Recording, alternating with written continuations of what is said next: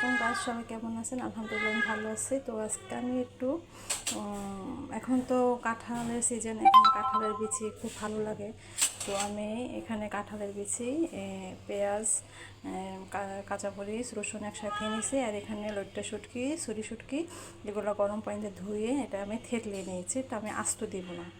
তো আমি আজকে এটা রান্না করব, পাশে থাকেন। এই যে এখন আমি এখানে তেল দিয়ে দিয়েছি, এটা দেখানো হয়, তেল দিয়ে দিয়েছি।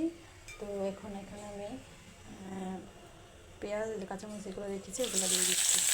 তেলটা আপনারা একটু বেশি দেবেন, কারণ তেলটা বেশি দিলে একটু ভালো লাগবে। শুটকির একটু তেল এমনি বেশি লাগে। যাই হোক, এটা এখন আমি লাগা দেবো।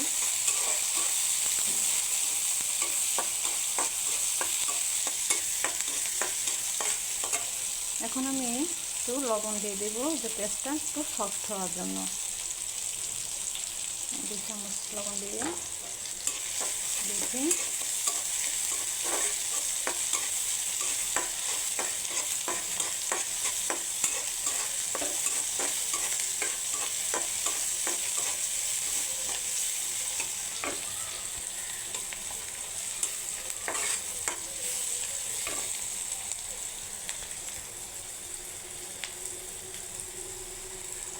তো এখন আমি এই যে শুটকিগুলো যে বলছি ধুয়ে রেখেছিলাম, ধুয়ে গরম পানি দিয়ে তারপরে থেতলে রেখেছি, ওটা আমি এখন মশলা দেবো। এটা আমি একটু ভাজা ভাজা করে নেবো মশলা ছাড়াই।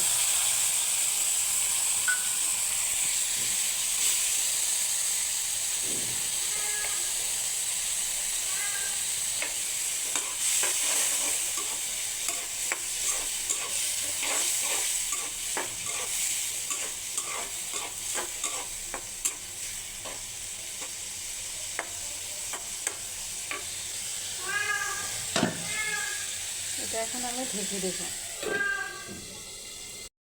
তো এখন আমি ঢাকনা উঠে নিচ্ছি। এখন আমি একে একে মশলা দিয়ে দিব।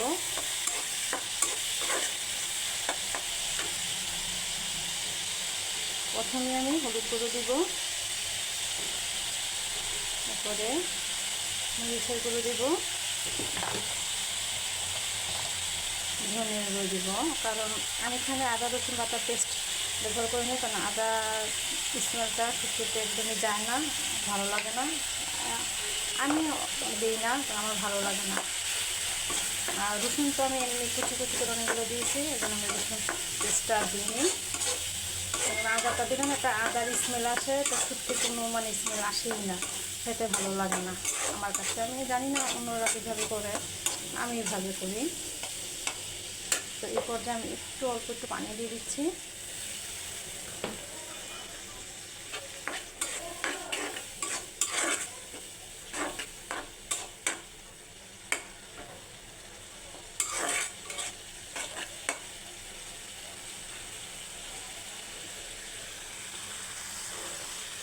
এই পর্যায়ে এখন যে আমি কাঁঠালের বিচিগুলো রেখেছি না, এই কাঁঠালের বিচিগুলো আমি সিদ্ধ করে রেখেছি।